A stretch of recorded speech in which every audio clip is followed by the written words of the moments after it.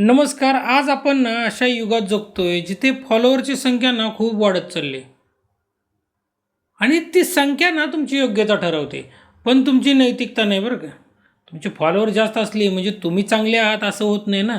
काल परवा सोशल मीडियावरती एका इन्फ्लुएन्सरचं वक्तव्य ऐकलं. ती म्हणते मुलं सांभाळण्यासाठी देह विक्री करायला लागलं तरी मागे हटणार नाही. ऐकायला खूप भावनिक वाटतं ना, की अरे बापरे असा विचार. पण विचार केला तर हे भीषण आहे. खरं खूप भीषण वाटतं आणि आपण याच्यावर चर्चा करणार आहोत. गरज हे चुकीच्या कृत्याचं समर्थन तर असू शकत नाही ना. एक समाज म्हणून आपण कोणाला आदर्श मानतोय हे समजायला पाहिजे. चुकीचा तर्काचा पर्दाफाश एक लक्षात घ्या. गुन्हेगारी आणि गरज याचा संबंध, जर पोट भरण्यासाठी देह विक्री योग्य असेल तर भूक लागली म्हणून एखाद्यानं चोरी केली तर ती योग्य ठरेल का?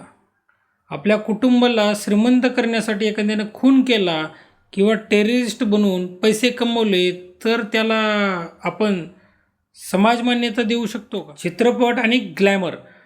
अभिनेत्री म्हणतात की कथानकाची गरज आहे म्हणून बोल्ड सीन दिले. हा केवळ पळवाट शोधणारा तर्क आहे, माहीत आहे का? तुम्ही विसरताय की इंटरनेटवर तुम्ही जे सोडताय ते तुमच्या पुढच्या पिढीसाठी वारसा म्हणून राहणार आहे. हे लक्षात घ्या.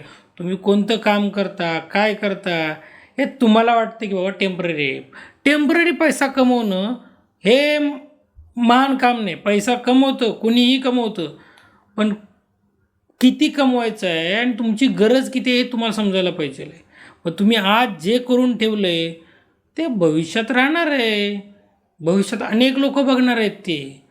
तुम्ही हे विसरायला नाही पाहिजे. पैसे कमावणे ही गरज आहे, सगळ्यांना मान्य आहे. पैसा कमवला पाहिजे, पण पैसे कमवण्यासाठी समाजाला का दूषित करता? आणि हा हक्क दिला कोणी? तुम्ही हे सांगू नका मला की तिथं बोल्ड सीन सिनेमात द्यायची गरज असते, त्याची तुम्ही नकार देऊ शकता. डायरेक्टर जो पैसे लावतो तेव्हाच तो तुमच्यावर जबरदस्ती करू शकत नाही. तो तुमची परमिशन घेतो. जोपर्यंत तुम्ही तयार नाही होत तोपर्यंत तो काहीच नाही करू शकत. तो जबरदस्तीने थोडीच तुम्हाला म्हणतो हे सीन करा. तुम्ही विरोध करू शकता, पण नाही. महिलेचं शरीर दाखवल्याशिवाय फिल्म चालत नाही असं लोकांना वाटतं. पण धुरंधरमध्ये तर शरीर नाही दाखवलं. न दाखवता सुद्धा धुरंधर चालला ना. KGF मध्ये सुद्धा शरीर नाही दाखवलं, पण KGF चालला ना. हे लक्षात घ्या. शरीर दाखवायची गरज पडत नाही जर तुमच्या कथानकामध्ये दम असेल तर. स्क्रिप्टची डिमांड नसते, मानसिकतेची डिमांड असते की तुम्हाला काय समाजाला द्यायचं आहे. ही मानसिकतेची डिमांड आहे. स्क्रिप्टची काय डिमांड नसते. स्क्रिप्टची डिमांडच नसते. एक तर पैशाची डिमांड असते, बाकी तुमची मर्जी असते. तुम्हाला समाजाला काय द्यायचं आहे हे त्याच्यावरती आहे. जो डायरेक्टर जो समाजाला जे दाखवायची इच्छा ठेवतो तो तेच दाखवतो. तो चांगलंही दाखवू शकतो आणि वाईटही दाखवू शकतो. पण ज्याला वाईट दाखवण्याची मनशा आहे तो वाईटच दाखवणार, तो चांगलं नाही दाखवणार. हे लक्षात घ्या. सेलिब्रिटी आणि त्यांची सामाजिक जबाबदारी काही नाही का?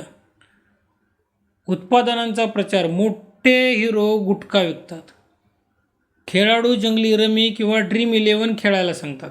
आता त्यांच्याकडे पैशाची कमी नाही का? कमी आहे, भरपूर आहे. ते सर्वसामान्यांच्या खिशाला आणि भविष्याला कात्री लावणाऱ्या जाहिराती करतात.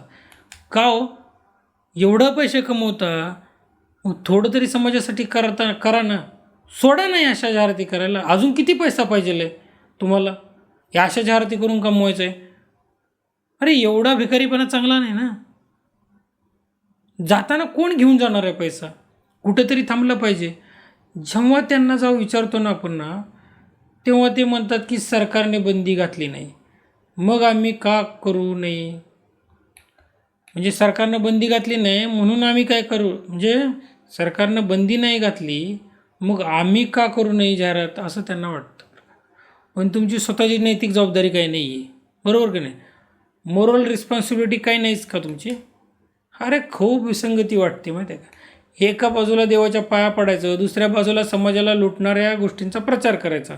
हा ढोंगीपणा येतो कसं काय आणि कसा येतो लोकांच्यामध्ये, मला कधी कधी विचार पडतो. सात्विक मार्गाने आलेला पैसा घराला बरकत देतो आणि हे आपण विसरलो आहे. अरे काय आहे, एक चोर येतो, चोरी करतो आणि मंदिराच्या दानपेटीत त्यातले अर्धे पैसे टाकतो, म्हणजे देवाला वाटा टाकला. अरे ही कुठली पद्धत आहे? असं पाप फिटतं का? कुछ भी काहीही चाललंय लोकांचं. यांच्यात ना नैतिकताच राहिली नाही, मानवताच राहिली नाही, लोकांचं कल्याण केलं पाहिजे ही भावनाच नाही. संघर्षातून उभ्या राहिलेल्या महानच्या मुलींना कोणाचे आदर्श द्यायचे? त्या इन्फ्लुएन्सरचे की ज्यांनी शून्यातून विश्व निर्माण केले त्यांना? सिंधुताई सपकाळ घ्या, झाशीची राणी घ्या, संकटात ह्या कधी झुकल्या का हो? ह्यांनी तलवार घेऊन लढल्या हो, ह्या लढल्या, स्वाभिमानानं लढल्या. हे घ्या राजमाता ताराराणी रणांगणात लढत होत्या.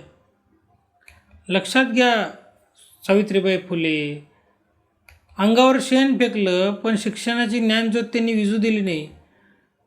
आपल्याला ना वारसा आहे हो, आपल्याला बहिणाबाई, जनाबाई, गार्गी, मैत्री, अहिल्याबाई होळकर यांच्यासारख्या स्त्रिया आहेत ज्यांना तुम्ही आदर्श म्हणू शकता, ज्यांनी समाजाला दिशा दिली.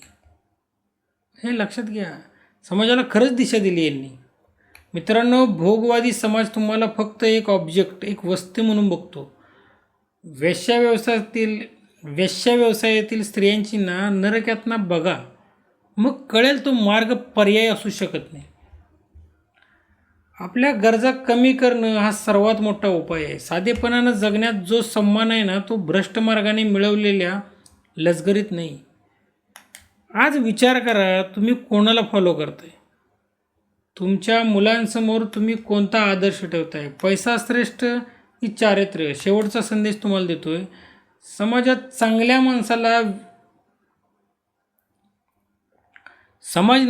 माणसाला विसरेल कदाचित, पण तुम्ही चांगलं वागणं सोडू नका. विष पसरवणारे नेते आणि इन्फ्लुएन्सर तात्पुरते चमकतील, पण इतिहासात जागा फक्त स्वाभिमानी माणसांनाच मिळते. आपल्या मुलींना भोग वस्तू नाही तर जिजाऊ बनवण्याचे स्वप्न बघा.